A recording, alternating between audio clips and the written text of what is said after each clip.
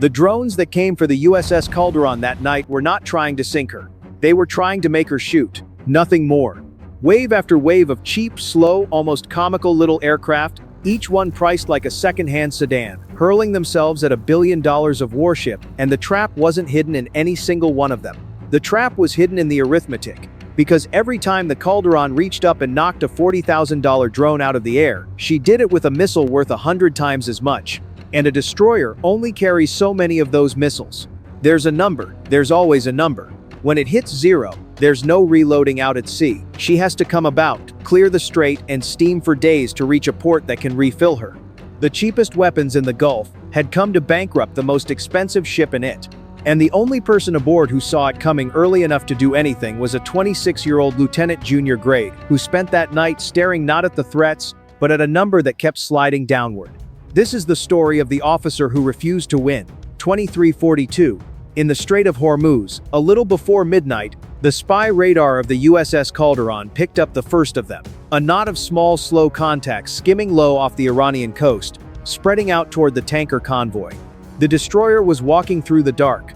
The Calderon, an Arleigh Burke-class guided missile destroyer, was riding herd on 4 laden crude carriers, keeping her hull between them and the coastline. Lights disciplined, sensors alert. The contacts weren't fast. They weren't high. They didn't behave like cruise missiles or like aircraft. They came on at 100 knots and a few hundred feet, dogged and unhurried, and there were a great many of them. In the Combat Information Center, the Tactical Action Officer, Lieutenant Commander Hargrove, called the picture out loud. Multiple air contacts, low and slow, bearing 308, range 18 miles, inbound on the convoy.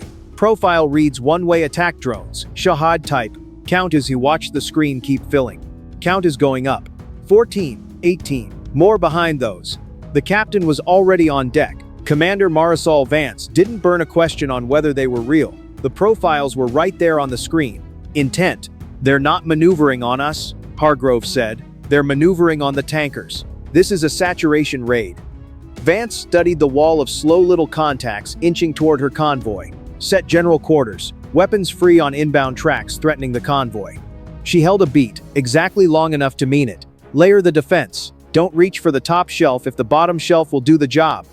It was the right order. It was also, as she'd realize 8 minutes later, nowhere near cautious enough. The Calderon did what she was built to do, and she did it beautifully. The first drones to cross into the engagement envelope ran into Evolved Sea Sparrow Missiles, ESSMs, vaulting out of the forward cells in pairs, quick and sure, smearing the lead drones into orange against the black sky. The CIC crew was sharp and unhurried. Track, assign, engage, assess. Track, assign, engage, assess. Each kill blinked on the display and was gone. From the bridge wing it looked like a fireworks show. The Calderon was winning, easily, one bright streak at a time. At the weapons console, Lieutenant Junior Grade Daniel Voss wasn't watching the sky. He was watching a number in the corner of his screen. Voss was the ship's ordnance officer. The magazine belonged to him. Every cell in the forward and aft vertical launch system, every missile in it, every dollar of it, his to answer for. And the number in the corner of his screen was the tally of cells remaining. And it was dropping in twos. 96 cells in an Arleigh Burke.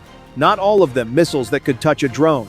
Strip out the land attack tomahawks. The big anti-ship and ballistic defense rounds you don't squander on a propeller-driven scooter. And the usable inventory for this fight, the ESS, the standard missiles, was a slice of that. A real slice, a countable one. Senior Chief, Voss said low to the veteran fire controlman beside him. What's the count off the coast? How many drones? Senior Chief Okafor flicked her eyes across the air picture. Maybe 30 spotted so far. Why? Voss did the math the way you do it, when your stomach is already doing it for you. 30 drones. 2 interceptors a kill, sometimes, in a saturation fight where you double up to be certain. More drones stacked behind the 30. The coast was crawling with them. The radar kept turning up fresh ones. And his usable count was sliding in twos. And it hadn't been a big number to start with. He felt the floor pitch under him. Senior Chief, he said. They've got more drones than we've got missiles. 2350. The number that won't stop falling here is what Lieutenant Junior Grade Voss understood 10 minutes before midnight, standing in the cold light of a destroyer's CIC, while everyone around him was winning.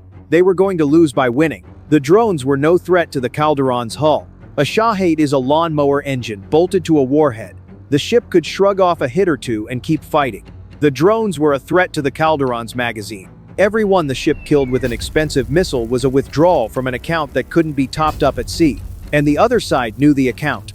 Anyone who'd read an unclassified handbook knew roughly how many cells an Arleigh Burke carried, and roughly how many of them counted against air threats. You didn't need to sink the destroyer, you needed to make her spend. Because a destroyer with an empty magazine isn't a warship anymore. She's a big, fast, very expensive boat that has to leave. Nobody reloads vertical launch cells at sea. It can't be done on a heaving deck. It needs a pier, a crane, days. The instant the Calderon went Winchester, she'd have to turn out of the strait and run for a port 1,000 miles off, and the convoy behind her would be bare, and the strait behind her would be wide open. Tehran wouldn't have to land a hit on a single tanker. They'd just have to make the one ship guarding them run out of answers and go home. It was, Voss thought, the most elegant attack he'd ever seen, and not one drone had to strike anything for it to work. Somewhere across the water was a planner, who was neither a fanatic nor a fool. He was an accountant. He'd looked at the exchange rate, $40,000 of drone for $2 million of interceptor, and he'd worked out that you don't beat the US Navy by being stronger. You beat it by making it spend itself, proving how strong it is. Voss turned to the captain. His voice came out steadier than he felt. Captain, recommend we stop intercepting with missiles. We're not in a shooting fight, we're in a math fight, and we're losing it. At this burn rate, we go Winchester on air-capable rounds in about 8 minutes. The drones don't have to hit us, they just have to outlast our magazine, and they will. The CIC went very quiet, the way a room goes quiet when somebody says the thing everyone's training is screaming against. Vance looked at the air picture, at the dozens of inbound drones, at the convoy behind her, at every instinct telling her a threat is inbound, you kill the threat. And then she looked at the number in the corner of Voss's screen. 2353. Defend cheap. Talk to me about the bottom shelf, Vance said. This was the hardest pivot a warfighting crew can make, to stop trying to win every engagement and start trying to afford the war. The Calderon had cheaper ways to kill a drone than a standard missile. She had the 5-inch gun up on the bow, throwing shells worth a few $1,000s instead of a few million. She had her close-in weapon system, the Phalanx, the stubby white drum aft, a radar-guided Gatling gun spitting 20mm rounds at the pace of a chainsaw, terminal defense for whatever got close. She had electronic warfare. The SLQ-32 could lock onto a drone's cheap commercial data link and snap it, could spoof the simpler seekers, could send a drone wandering off to crash in empty water, having cost the Calderon nothing but electrons. She had decoys. New rules, Vance said, and her voice filled the room. We defend cheap. Guns and EW first. Jam everything we can jam. I'd sooner make a drone forget where it's headed than shoot it. The 5-inch and the Phalanx take the leakers, and we triage. That last word was the one that mattered, and it was the one that hurt. Not every drone gets engaged, she said. If a track won't hit anything that matters, if it's going to splash in open water, if it's going to miss the convoy, if the Phalanx can catch it at the merge, we let it come. We don't spend a dime on a drone that isn't earning it. And we do not, she found Voss's eyes. We do not touch the standard missiles. Not one. Those are for the thing that's actually trying to kill us. Mr. Voss, you are now my conscience on the magazine. You call it the moment we start spending again. Aye, Captain, Voss said. It's one thing to decide in the calm of a planning room that you won't defend everything. It's another to do it with drones in the air and your own people on deck, and to hold to it. 2359. The price of not shooting the Calderon fought cheap, and it worked, and it was a hard thing to watch. The SLQ-32 reached out and severed data links, and drones that had been boring in on the tankers simply lost the thread and drifted, dumb and blind, off into the dark. The 5-inch gun barked and walked airbursts through the slow formations. The Phalanx waited, patient and terminal, for anything that slipped through. The convoy plodded on, untouched, while the cheapest defense the Calderon owned did the work the magazine had been about to do for 100 times the cost. And then came the price, because there's always a price, and triage is just a tidy word for choosing what you won't save. An air contact, low, slow, one more drone among dozens, came in on a bearing CIC had graded as low threat. It was tracking toward the Calderon's own aft quarter, not the convoy. And the call got made the way they were now making calls. The Phalanx would catch it at the merge. No missile needed, let it come. It was the correct call. It was the affordable call. The drone jinked. Whether its cheap autopilot hiccuped or someone at a console ashore nudged it, no one would ever know. But in the last 200 meters, the little aircraft dropped and yawed off the track. The fire control solution had predicted. And the Phalanx, slave to where the drone was supposed to be, walked its burst through empty air for a quarter second too long. The drone skimmed in low over the fantail and slammed into the aft superstructure in a flat orange flash. It wasn't a big warhead. It didn't threaten the ship. But on the aft weather deck, a young gunner's mate named Reyes, 19 years old, 3 months aboard, standing his station beside a mount, the way he'd been trained, caught the blast and the fragments across his back and shoulder and went down hard, and the cry that came up over the net was the realest sound in the strait that night. In CIC, every nerve in Voss's body wanted to take it back, to say engage everything, spend it all. I was wrong. A man was burning on the fantail because of a number on his screen. The captain didn't flinch, and the not flinching was the hardest thing she did all night. Corpsman to the fantail, damage control, aft. Her voice didn't climb. We hold the line. We do not start spending because it hurts, because the planner across the water was counting on precisely that.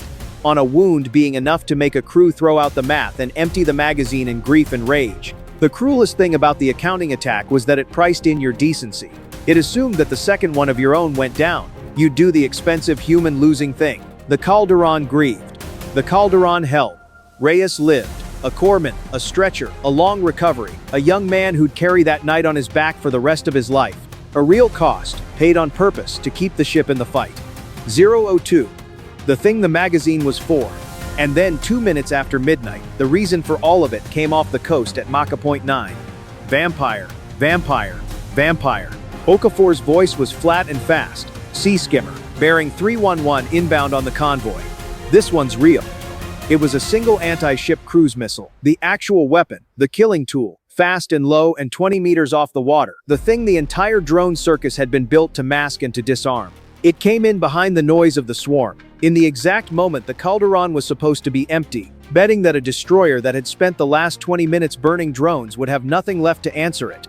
The Calderon had everything left to answer it, because she hadn't spent, because a 26-year-old had stared down a falling number, and a captain had paid in blood to protect it. The top shelf was full, and ESSM left the forward cells. Then a second, fast and sure, and met the sea skimmer 8 miles out in a flash that lit the underside of the clouds. The vampire came apart over open water and rained into the strait, and the convoy never knew how close it had come.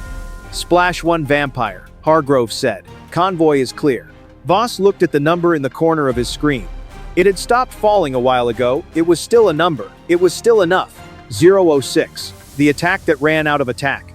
The swarm came apart over the next 4 minutes, the way an attack comes apart when its logic has failed.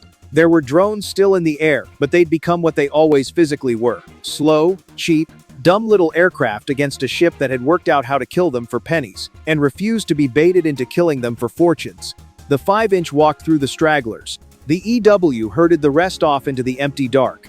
The pulses coming off the coast thinned, then quit. Somewhere across the water, a planner who'd built a beautiful machine for bankrupting a warship watched it fail to drain her, and understood the trick was finished. Air picture is clearing, Hargrove reported. No new launches, convoy holding course and speed. Vance didn't celebrate. Maintain general quarters, keep the EW up. Get me a count from Mr. Voss. She was already moving toward the ladder, toward the fantail, toward a 19-year-old in a stretcher, and somebody tell Reyes his ship is still on station. 013, still on station. By 013, the strait had gone still. The convoy plodded on under its escort, 4 laden tankers that would reach open ocean by dawn. The drones were gone. The single missile that had mattered was a slick of debris on the water astern. On the fantail, a corpsman worked over Reyes under a battle lantern while damage control hosed down the scorched aft superstructure. The Calderon hadn't been turned. She hadn't been driven off. She hadn't run for port with a dry magazine. And she hadn't left the strait open behind her. And this was the part no after-action brief would capture in a single line. She had won by refusing to win, by losing small and on purpose so she wouldn't lose everything by accident. In CIC, Lieutenant Junior Grade Voss finally let himself look away from the number. The count was low, it was not 0. The difference between low and 0 was a young man on a stretcher and a captain who hadn't flinched, and it was the whole war. He thought about the planner across the water, the accountant, the man who grasped the exchange rate better than most admirals do. He'd been right about nearly everything. He'd been right that the Calderon's real weakness was not her hull, but her magazine. He'd been right that you beat the strongest navy on Earth not by overpowering it but by making it overspend. He'd been right that decency itself could be turned into a vulnerability, that a wounded sailor could be a lever. He'd been wrong about exactly one thing. He'd assumed that a ship under attack would always in the end try to win every fight in front of her. He'd never met an officer whose entire job that night was to refuse. On the surface, this is a story about a drone swarm, dozens of cheap aircraft against one destroyer in the dark, and a ship that protected her convoy without being overwhelmed. That's the spectacle, and the spectacle is real. But the real battle that night was never kinetic. It was financial. The drones were never trying to sink the Calderon. They were trying to make her spend her irreplaceable interceptors on disposable targets until her magazine ran dry and she had to leave the strait to reload, handing Tehran an open waterway without ever landing a hit. This is the defining problem of modern warfare, and it has a name: the cost-exchange ratio. When your defense costs 100 times more than the attack, you can win every single engagement and still lose the war, because you go broke before the other side runs out of cheap things to throw at you. A magazine is a strategy. A dollar is a weapon, and no reload at sea is a fact that can lose a campaign. And the deepest layer is this: the hardest discipline in combat is not the courage to fight, it's the restraint to not fight the battle. The enemy is offering you to recognize a fight you can win tactically but can't afford strategically, and to walk away from it. The answer to the swarm wasn't a faster trigger, it was a young officer who watched a number instead of the sky, and a captain who chose to lose a piece of her ship and very nearly a member of her crew, rather than be baited into emptying the one magazine that actually mattered.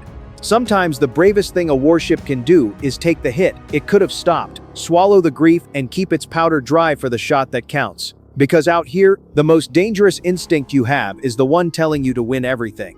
And the enemy who understands that is the one who'll bankrupt you with garbage while you congratulate yourself on the kill. They came to make a destroyer spend herself to death. She refused. And it cost her. And she stayed.